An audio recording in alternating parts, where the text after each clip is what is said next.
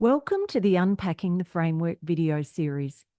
This series provides valuable information about the National Best Practice Framework for Early Childhood Intervention. My name is Denise Luscombe, and this video introduction is being recorded on Whadjuk Noongar Budja.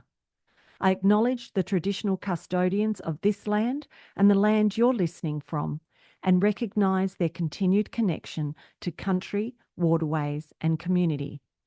I would also like to pay my respects to their elders past and present. This video is one of a series that describes the evidence and practice information that underpins the principles of the National Best Practice Framework for Early Childhood Intervention.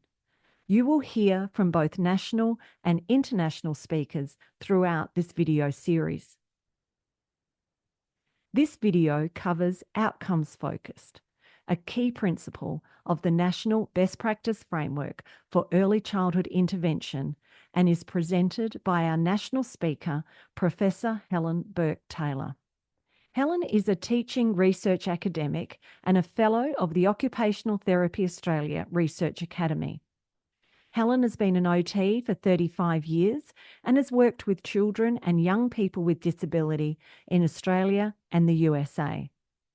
Helen is the author of over 110 scientific papers, mainly about childhood disability, mothers of children with disability, and the psychometric development and evaluation of 4 psychometrically sound measures: the Assistance to Participate Scale, the Child's Challenging Behaviour Scale, the Health Promoting Activity Scale, and the My Family's Accessibility and Community Engagement Scale. Helen is author and developer of the peer and co-delivered Healthy Mothers, Healthy Families programs. Developed over her PhD and running continuously since 2012, Healthy Mothers, Healthy Families is the longest-standing, most effective program to improve maternal health-promoting behaviours, mental health and well-being of mothers of children and young people with disability. The Health Promoting Activity Scale is the specifically designed outcome measure for Healthy Mothers, Healthy Families program, and Helen is passionate about accurate and useful measurement in allied health. Hi there, and thank you for the introduction. It's my pleasure to present a short video for you about the outcomes-focused intervention for children with developmental concerns, delay, and disability. Let's have a look at the presentation that I've put together for you today. How do we apply the outcomes-focused principle? This presentation will give you an overview. I'm Helen Bourke-Taylor, and this is for the National Best Practice Framework for Early Childhood Intervention in Australia. Why are outcomes important to families? Well, early childhood intervention is costly and intensive for families. Costs include allocating family time and resources for the child to participate in early childhood intervention. There are costs that relate to families, such as maybe going out to dinner in favour of petrol to get to ECI services. We never really understand people's perspectives and what families go through, so we must be as cost efficient and time efficient as possible. Early childhood intervention is intensive for families because parents commit to developing the skills and investing in their child and learning new ways to support their child's development or participation and the family's overall health and participation. Early childhood intervention is intensive because parents also have to learn new skills. They've got to learn how to collaborate with new practitioners, educators, and services, and they may have no previous experience or knowledge of the whole service system. So they're going to commit a lot of time to learn how to get the best for their child and their family. So ECI practitioners are obligated to provide value for families through being efficient and outcomes focused. And being outcome focused requires decisions about services and strategies that are based on the outcomes that the children and families want for themselves. And this is best practice.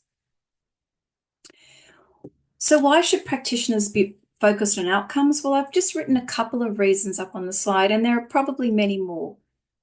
Well, one reason is accountability, because when we use an outcomes-focused approach, it makes it easier to measure whether the strategies that have been implemented and the services recommended were effective and in line with the family priorities.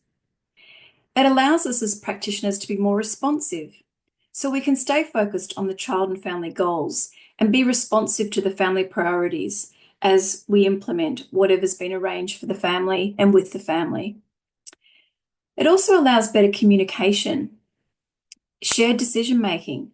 Team members and families share a common goal, including how the change will be measured and when it will be measured, and also why it will be measured. And these are decisions that are made very early on in the piece, but they continue throughout contact with families and engagement with families. Another reason is family engagement, because families will engage better with services and prioritise ECI when they lead the development of specifically tailored goals and they agree on the outcomes for their child and family. Another reason is because being outcomes focused is a way to build capability in families, help them meet their child and family's particular needs. So how is the family going to enact change to meet their own specific priorities in the context of their family culture, their current situation, history, and future plans? What did they dream about for their child? What do they want for their child now? And what are they planning for their child in the future? And it's the same for their whole family, because the child, of course, is embedded within a group of people, and they're the most important people in the child's life. Also, we need to measure effectiveness, and being focused on outcomes allows the effectiveness of the strategies and services that have been offered to the family and provided with the family.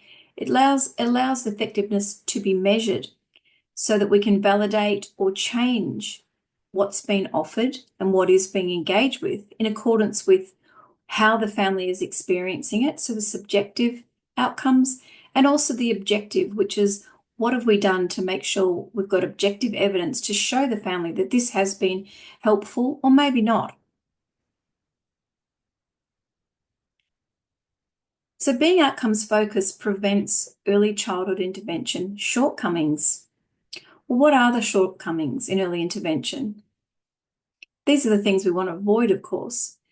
So if we have a lack of service accountability because we're not being outcomes focused, families don't really understand what services and strategies are trying to achieve. So they're not going to engage as well. We can have services being unresponsive to the family's real needs and their priorities, and therefore the families will disconnect. We must tailor to families. So if families feel a lack of tailoring to their specific needs, then they may also disconnect and disengage. There's also more chance of miscommunication when we're not being outcomes focused. So when families and team members don't agree or collaborate well, the power isn't shared respectfully with parents, and the power isn't given to parents and honoured. So outcomes focused really begins with a conversation with the parent around what is important to the family. Disengagement is a real risk for early childhood intervention when focused outcomes focus has not been implemented, because it won't be relevant. And also the competence and confidence of parents isn't prioritised, along with family culture not being honoured when we don't work with families to identify their priorities and focus on outcomes. So it all leads to ineffective early childhood intervention. So let's go straight to some examples before we discuss some of the principles in more depth. So this graphic here shows you a child and some rings around the child, and those rings are in areas of the child's life that the family may identify as being very important. So some of those rings, for example, if we have the child in the centre and the child's participation in life, in daily activities, being there and being involved is the primary reason for early childhood intervention. We might reach for an outcome measure to measure that child's participation. And on the slide in front of you, I've put the young child's participation engagement measure. So the blue ring matches to the blue outcome measure. And that's just an example. There are many outcome measures for child participation. When we're looking at the child's next step, maybe, they've got an emerging skill that the parent wants to consolidate, or we want to understand, what sequence of skill development the child might want to follow, say for toileting or some mobility issue. We might reach for the Pediatric Evaluation Disability Inventory, which is also an outcome measure. So red matches red on the slide in front of you. For family participation, when families want to be engaged in things outside of the home, we might reach for the My Family's Accessibility and Community Engagement, or it's called the MyFace, to measure the family's perceptions of the community engagement and accessibility. When families are concerned with the parenting and family culture, we might reach for the Canadian Occupational Performance Measure, so purple matching to measure, purple matching purple. And then family routines, health and needs, we might reach for something like the routines-based interview.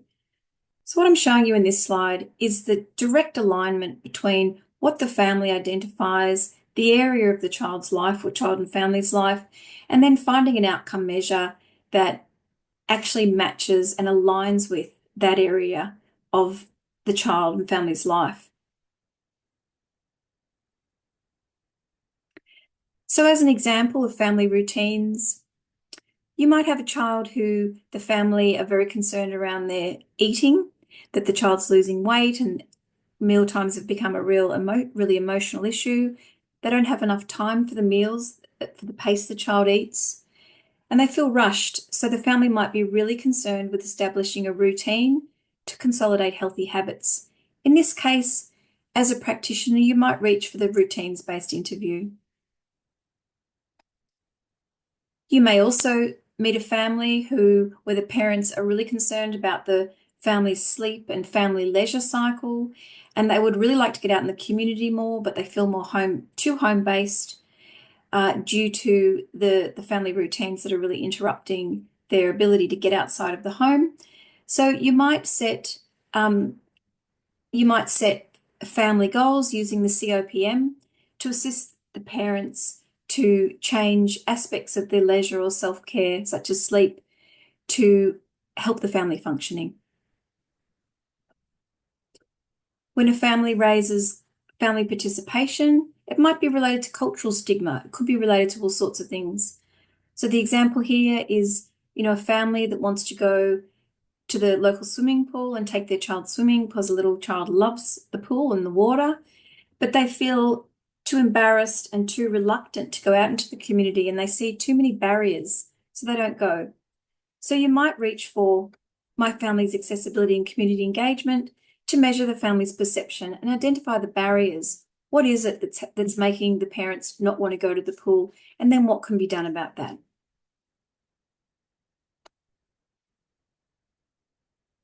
If a child's mobility and daily routines like shopping and toileting or other social activities is a problem, and skill acquisition is really primarily in the parent's mind, you might reach for the Pediatric Evaluation of Disability Inventory as the outcome measure.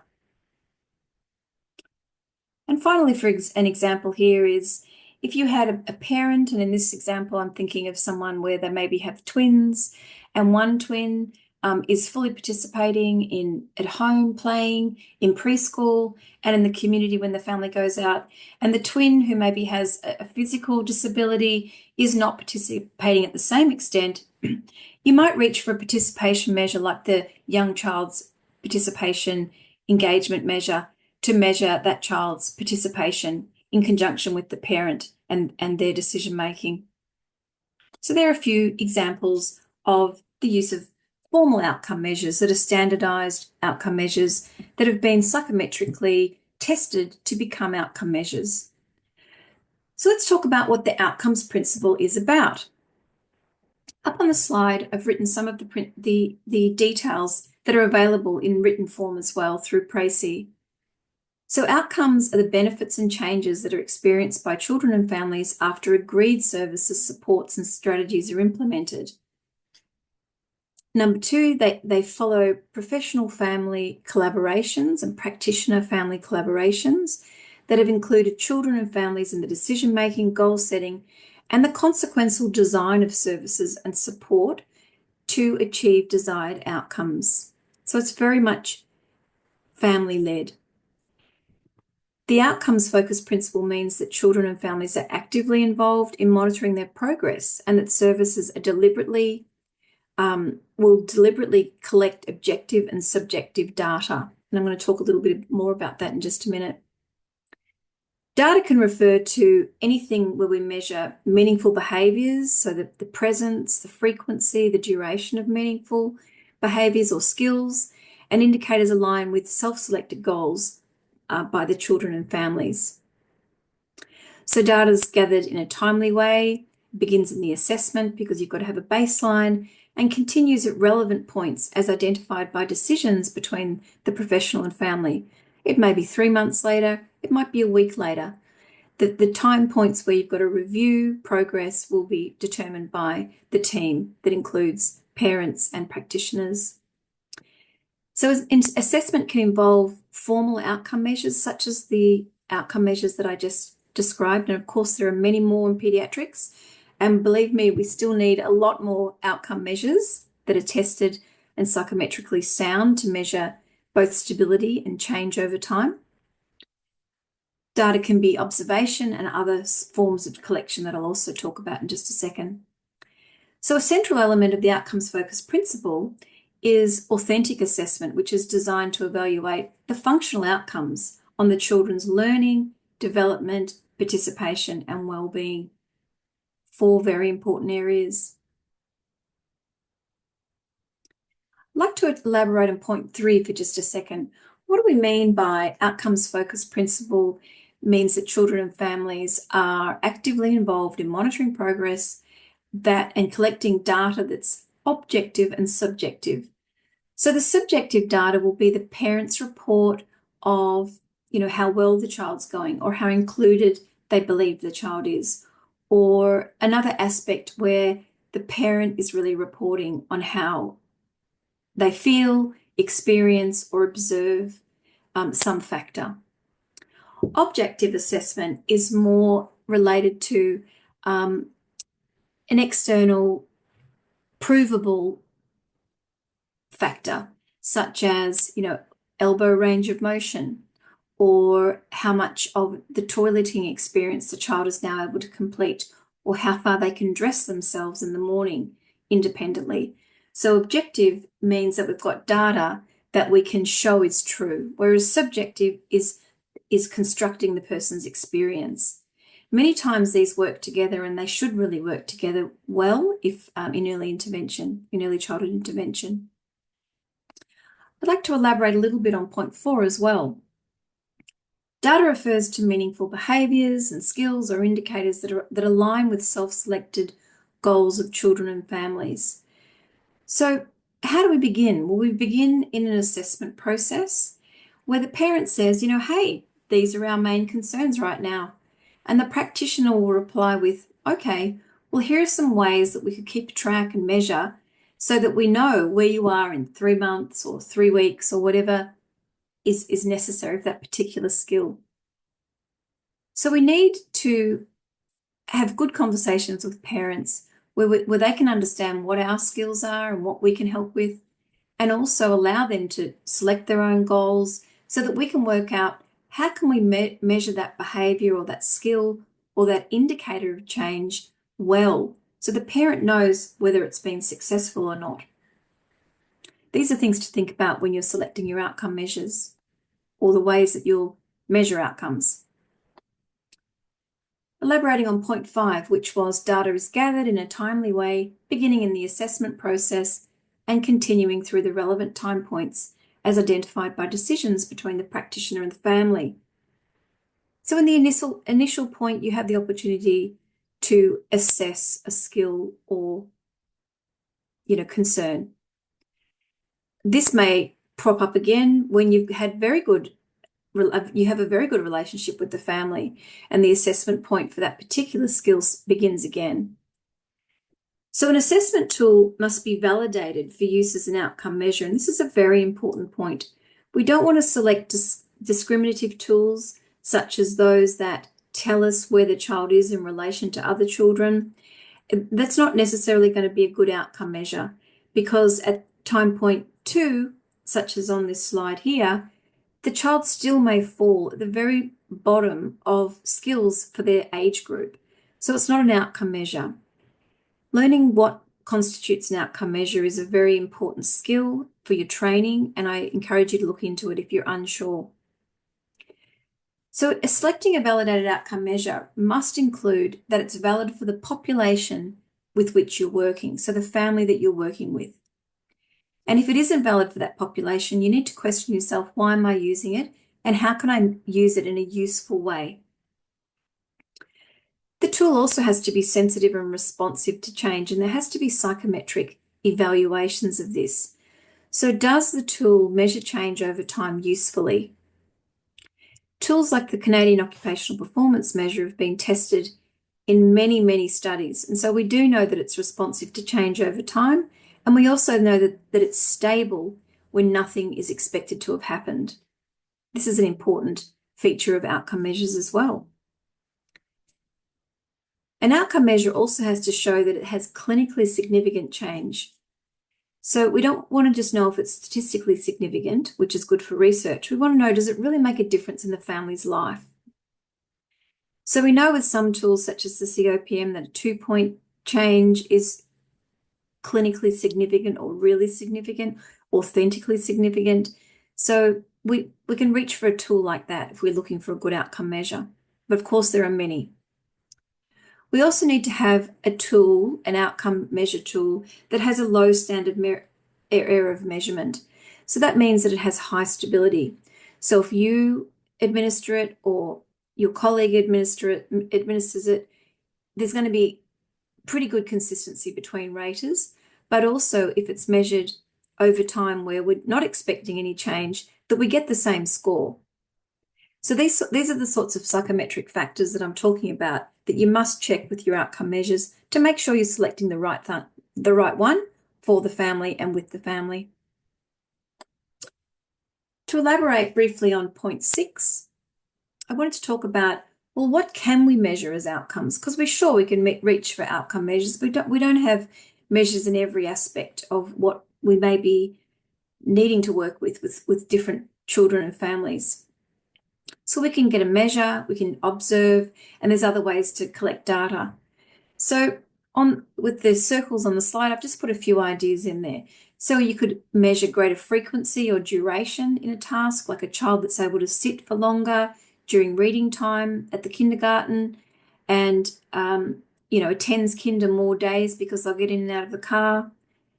You might have collection of a skill and data that emerges, so the child can do more of the dressing task or eat more of the meal independently. You also may choose an outcome measure for that, such as PRECI. You also may measure that the child's doing less of something or the family is doing less of something, such as, time assisting the child to modulate their behaviour or, help themselves to settle down before they go to kinder. So less of sorts of behaviours that may interfere with their participation. You also may measure whether the status quo is maintained, because some children will have regression, and so maintaining their skill set where it is actually really a priority for the family. So maybe sometimes we're measuring that the status quo is being maintained. We may be measuring whether the child's more able to do a task. This may be through greater skill acquisition, and also whether they need less assistance. Do they need less help from the parents, or maybe only verbal prompts now? Do they need that specifically designed chair, or are they now able to sit without a backrest? So these are the sorts of factors we can measure to show change over time in our outcome, being outcomes focused. Participating more meaningfully, and this may come from the parent's subjective report or another subjective or parent proxy tool. And I did show a few examples such as the PEMCY and the MyFace in the examples just shown you. We may also show that time has reduced in task completion, or the amount of time that families spend at home. Maybe their priority is to get out in the community, or more efficient use of their time, so getting more things done in the morning. And there's many, many examples of this, so I won't go into too much detail, but I'm sure you can understand that. When we're talking about participation, we want to see more involvement. So the child is experiencing more of their learning in the preschool environment, or they're more involved in play at home, in the lounge room, actually playing with the toys, some more involvement. So there's lots of ways we can collect data to measure change and remain outcome focused.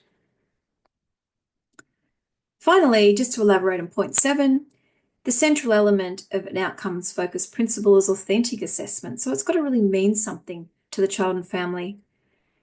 We've got to evaluate what we call functional outcomes, and this may be related to the child's learning.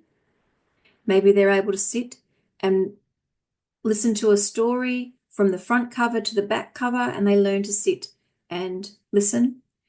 Their development, so being able to do more around eating or toileting or another self-care task, or play more sophisticated with some particular toy. Participation, of course, is about being there and also being involved. So, is the child participating more, getting out of the house, going to the playground with the family? Is the family participating more in the community? And then also overall well-being, because we don't want to stress parents out with a fully comprehensive program that they really can't handle because they're still not getting good sleep. So family well-being has to be front and center for all outcomes focused planning. So just a reminder that the outcomes focused principle interconnects with several other principles in the early childhood intervention framework. So I'd like to direct you to the child-centered principle, the family-centered principle, teamwork principle, evidence-informed principles, and the 4 universal principles. Check them out. With thanks for being invited, and thanks for listening, and I hope that you have learned something or have some information to apply to your practice. I'd also like to thank PRECI for inviting me to give this presentation, and I wish you well, and thanks for all your work with Australia's young children and families. Take care. We hope you've enjoyed this video, part of the video series Unpacking the Framework for the National Best Practice Framework for Early Childhood Intervention. The review of best practice in early childhood intervention was commissioned by the Department of Social Services.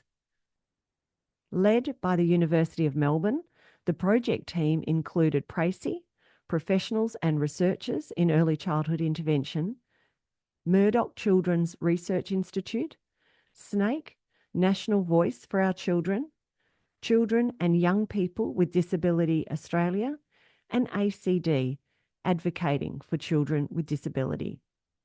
Coordination and production of the video series was led by PRECI.